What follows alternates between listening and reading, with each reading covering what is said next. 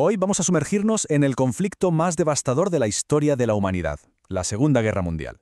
Vamos a ver cómo se gestó, cómo se desarrolló la contienda y, lo que es más importante, cómo sus consecuencias siguen definiendo el mundo en el que vivimos. Es que hablamos de un conflicto de una escala que cuesta imaginar, desde la brutalidad del combate en el frente, en islas perdidas del Pacífico, hasta el terrorífico amanecer de la era atómica. La guerra lo cambió todo, redefinió los límites de la destrucción, pero también de la capacidad humana para resistir. Y esa es la gran pregunta que vamos a intentar responder. Vamos a rastrear los pasos que llevaron al desastre y a analizar cómo, de esas cenizas, surgió el orden mundial que todavía hoy nos afecta. Así que, vamos a ello. Bien, pues nuestra historia empieza justo ahí, en el inestable periodo de entreguerras. Era un caldo de cultivo perfecto, ¿sabes? Lleno de resentimiento y extremismo que acabaron sembrando las semillas de un nuevo conflicto a escala global. Con Hitler ya en el poder, Alemania empezó, simple y llanamente, a desafiar al mundo. Esta cronología lo deja muy claro. Cada movimiento era una violación calculada del Tratado de Versalles. Primero se marchan de la Sociedad de Naciones, luego reintroducen el servicio militar obligatorio, después remilitarizan Renania y finalmente en 1938 se anexionan Austria, en lo que se conoció como el Anschluss. Cada paso un desafío directo al orden establecido. ¿Y cómo reaccionaron las democracias europeas ante esta agresión? Pues con una política muy controvertida, el apaciguamiento. La idea era, hacer concesiones a Hitler con la esperanza de que se calmara y así evitar otra guerra terrible. Como se ve en esta viñeta, muchos críticos lo veían como darle de comer a un monstruo que solo iba a pedir más. El punto álgido de esta política llegó en 1938, con el Acuerdo de Múnich.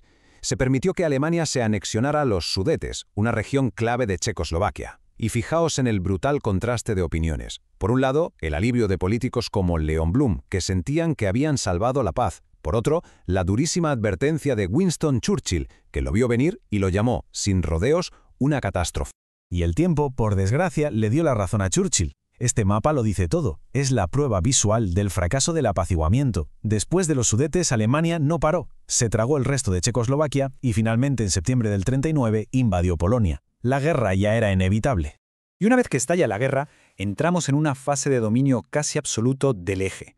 Alemania, Italia y Japón consiguieron una serie de victorias tan rápidas y sorprendentes que de verdad pusieron al mundo contra las cuerdas.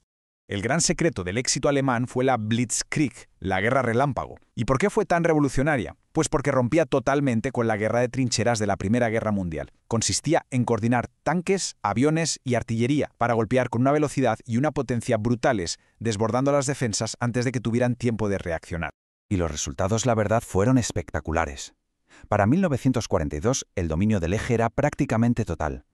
En Europa, como se ve a la izquierda, la Alemania nazi se extendía desde Francia hasta las puertas de Moscú, y mientras en el Pacífico, el imperio japonés dominaba casi todo el sudeste asiático. Pero entonces, un día lo cambió todo. El 7 de diciembre de 1941, el ataque sorpresa de Japón a Pearl Harbor. Aquello no solo metió de lleno a Estados Unidos en la guerra, sino que convirtió un conjunto de conflictos regionales en una auténtica guerra mundial. El equilibrio de poder cambió para siempre. Y esto nos lleva a un punto de inflexión clave. A partir de finales de 1942, ese avance que parecía imparable del eje empezó a fallar. La marea de la guerra estaba a punto de girar de una forma decisiva, esta vez a favor de los aliados. Fueron 3 batallas en 3 escenarios muy distintos las que marcaron este cambio radical. En el Pacífico, la victoria de Estados Unidos en Midway fue un golpe mortal para la armada japonesa. En el norte de África, los británicos frenaron en seco a los alemanes en el Alamein. Y sobre todo, en el frente oriental, la derrota catastrófica del ejército alemán en Stalingrado fue sin duda el principio del fin para Hitler. A partir de ese momento, los aliados lanzaron una contraofensiva a gran escala. Este mapa muestra la estrategia a la perfección, una pinza para atrapar a Alemania. Por el oeste, el desembarco de Normandía el día D. Y desde el este, el ejército rojo soviético avanzando sin piedad hacia Berlín. Y mientras tanto, al otro lado del mundo, en el Pacífico, Estados Unidos llevaba a cabo una campaña durísima de saltos de isla. La estrategia era ir conquistando islas clave, una a una, en un avance lento y sangriento para acercarse cada vez más a Japón y preparar la invasión final. Pero para entender de verdad esta guerra hay que mirar más allá de las batallas, porque no fue una guerra convencional, fue una guerra total. Un concepto terrible que borró por completo la línea que separaba al soldado del civil y que lo cambió absolutamente todo en la sociedad. ¿Qué significa exactamente guerra total?